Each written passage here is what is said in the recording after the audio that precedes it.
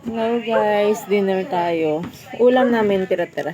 Yung adobong manok kagabi, ininit lang ni Dada. Tapos dun sa pinag-initan, nagsangag siya ng kanin.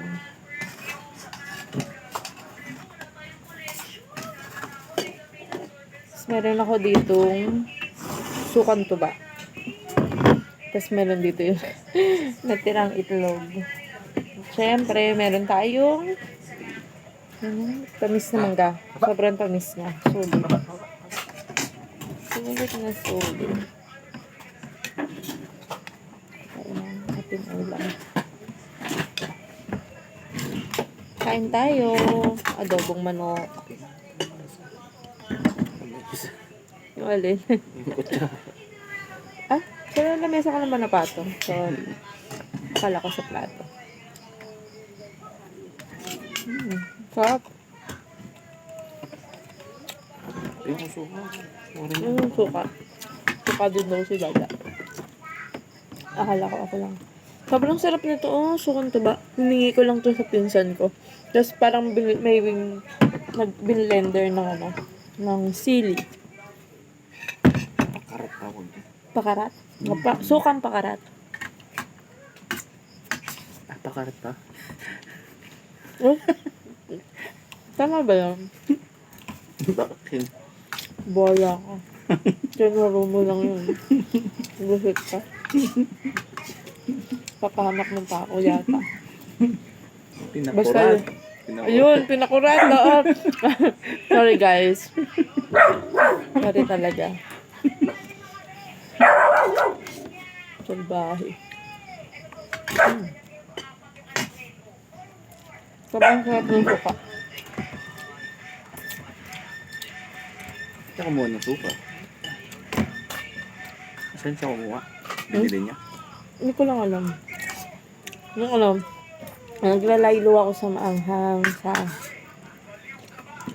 kape, sa mga suka-suka. Kasi yung acid ko, nag-heartburn na naman ako. Hindi natin nagbabarlin. Kaso, hindi ko maiwasan.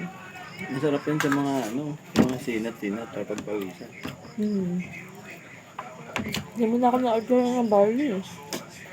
Guys, sobrang effective nun ng peat gum barley. Ang mura lang niya. Pero simula nung gumagamit ako, umiinom kami nun. Pati si Rilo, si ate, umiinom din nun.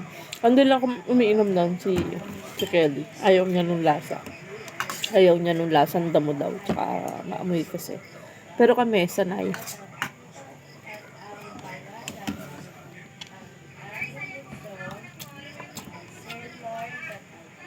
Try nyo yan sa mga may acid. Effective pa.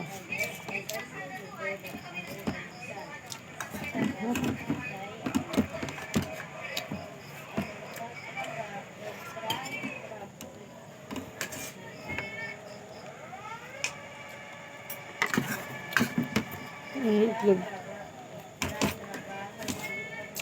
Gusto ko yung pag nag-adobo ka, yung pinaglutuan, kasangag mo yung kanin. Sobrang lasa.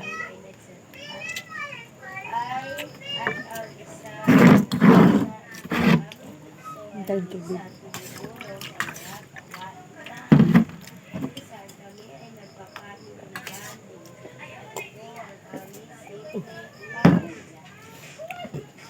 Pagod ako maglaba kanina.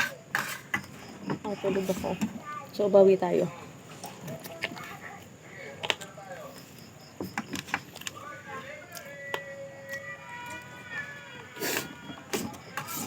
Sarap.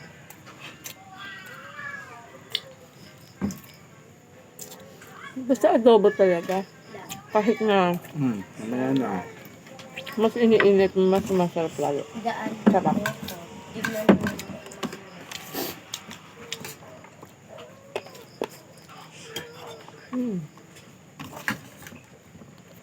Kain na din po kayo.